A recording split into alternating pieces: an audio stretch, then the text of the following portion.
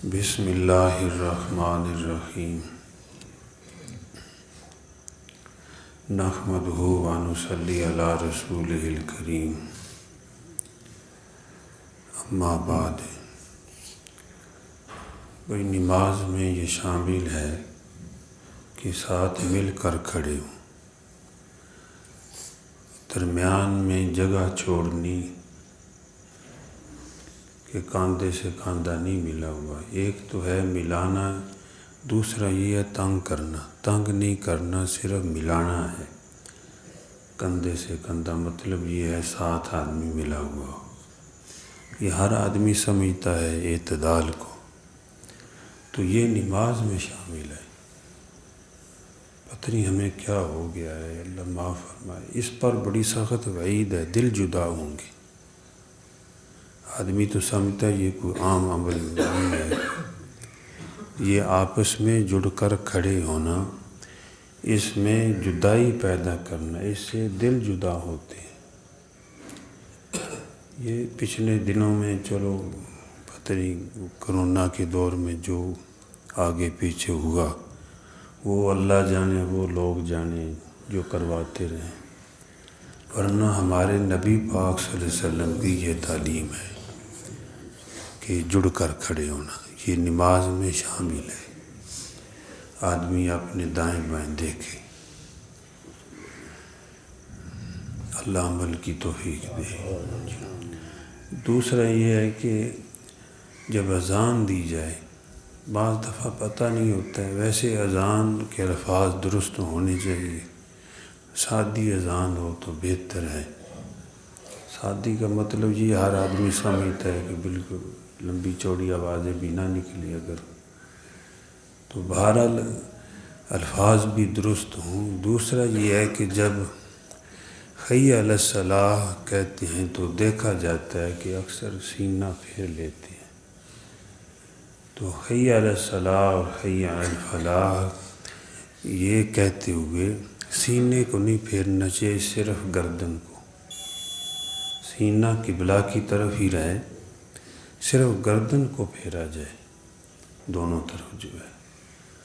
تو اس میں بعض دفعہ غلطی ہو جاتی ہے۔ دوسرا کوشش کی جائے، ہم گاؤں والے ہوں، شہر والے ہوں، جہاں بھی کوئی مسلمان بستی ہوں، اذان جب پڑھی جائے تو اس کا جواب دیا جائے۔ تو انشاءاللہ یہ بہت بڑا اللہ کا ذکر ہے۔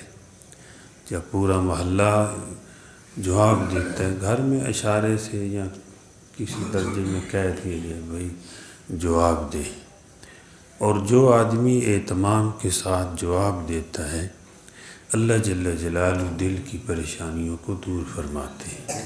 اس کا ایک اثر یہ بھی ہے، دنیا آخرت کے فوائد تو بہت سارے ہیں۔ اذان پڑھنے والے کو اللہ بڑی عزت دیں گے، جب وہ قبر سے اٹھے گا تو اذان پڑھتا ہوا اٹھے گا، میدان معاشر میں جائے گا تو اللہ ایک عزت عطا فرمائیں گے، ایک اس کو مرتبہ عطا فرمائیں گے۔ وہاں پر بھی فضائل ہیں اذان پڑھنے والے کی، لیکن جواب دینے والے کی بھی فضائل ہے کہ وہ ہی متوجہ ہو جائے۔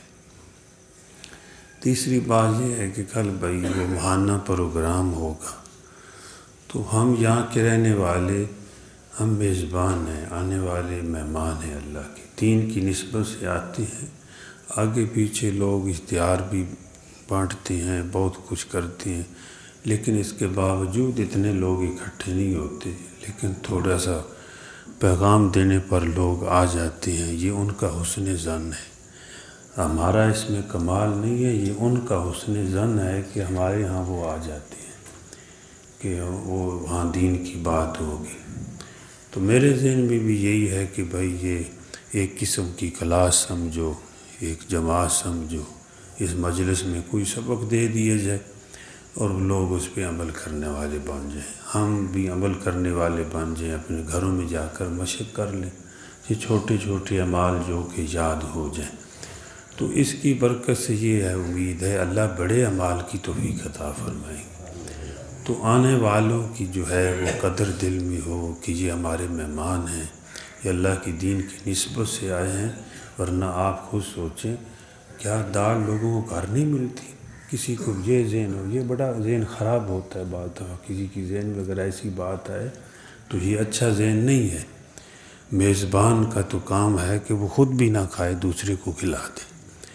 تو یہ الحمدللہ اس میں ہمارا فائدہ ہے، اور جہاں لوگ وہ چل کر آتے ہیں فرشتے پر بچھاتے ہیں، کتنی یار پیاری، ان کی برکت سے ہمارے راستوں پر فرشتے پر بچھا رہے ہیں، یعنی ان راستوں وہ راستے ببرکت ہو جائیں گے۔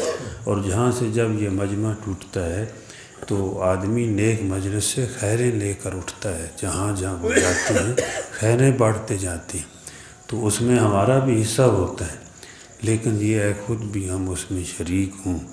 ایسا نہ ہو کہ ہم وہ لوگ آ کر بیٹھے ہوئے ہوں اور کچھ اوپر آگے پیچھے کھڑے ہو کر باتیں کرتے تو نہیں ہیں، لیکن اگر کوئی ہو تو اس کو جو ہے منع کیا جائے، بھئی یہ احترام کے خلاف ہے۔ اور پھر اتنا لمبا پروگرام بھی نہیں ہوتا، مختصر ہوتا ہے اذان تک تقریباً، تو اس لیے اس میں خود بھی شریک ہوا جائے، اور بلکہ اپنے ماحول میں بھی جو ہے دعوت دی جائے کہ بھئی آج نماز مغرب کی جماعت کے ساتھ ہمارے ہاں پڑھنا، یا عصر کی آ جانا عصر کے وقت، اور پھر یہ اعمال ہوں گے تو اس میں اور خدمت کا موقع بھی ہمیں مل جائے گا، اور آس پاس بھی اپنے دوست احباب کو دعوت دے دیں، آئیں گے تو اللہ کی توفیق سے، لیکن ہمیں دعوت دینے کا ثواب مل جائے گا۔ اللہ پاک مجھے بھی اور آپ کو بلکہ پوری دنیا کے مسلمانوں کو عمل کی توفیق عطا فرمائے۔ الحمدللہ رب العالمین، والصلاة والسلام علی سید المرسلین، اللہم انت السلام و منک السلام، تبارکت یا ذا الجلال والاکرام۔ مولا کریم جو پروگرام ہو رہا ہے اپنی بارگاہ میں قبول فرما، اللہ جل جلالہ اس کو مقبولیت عطا فرما، اور لوگوں کو شریک ہونے کی توفیق عطا فرما، اور شریک ہونے والوں کے لیے آسانیاں فرما، خصوصاً علماء کے لیے خصوصی آسانیاں فرما۔ مولا کریم جتنے بھی لوگ اس کے شرکاء ہوں، ہمارے سمیت سب کی ہر طرف سے ہر قسم کے دشمن سے حفاظت فرما، ہر قسم کے شر سے فساد سے حفاظت فرما، ہر قسم کی وبا سے حفاظت فرما۔ جو اس کی ضروریات ہیں اے اللہ ادارے کی، ہماری اور اس پروگرام کی، جتنے پروگرام ہوتے ہیں جو اے اللہ ضروریات ہیں کشادگی کے ساتھ پورے فرما، اور اس کے انتظامات کو بہتر سے بہتر بنا دیجیے۔ جتنے بھی لوگ اس کے شرکاء ہوں، شریک ہوں، جس صورت سے بھی شریک ہوں، مولا کریم ہمارے سمیت کسی کو بھی محروم نہ فرمانا، سب کو اپنی نوازشات سے نوازنا، اور ایسی مجلس کرنے کی توفیق عطا فرمایا، ایسی اے اللہ اس طرح بیٹھنے کی توفیق عطا فرما کہ جس مجلس کے آخر میں اٹھتے وقت فرشتے اعلان کر دیتے ہیں کہ سب کو بخش دیا گیا۔ اے اللہ ایسی مجلس کی کرنے کی توفیق عطا فرما، ہمارے پورے ملک میں اور پورے عالم میں یہ سلسلہ قائم فرما دیجیے، پوری دنیا کے کافروں کو ہدایت نصیب فرمائیے۔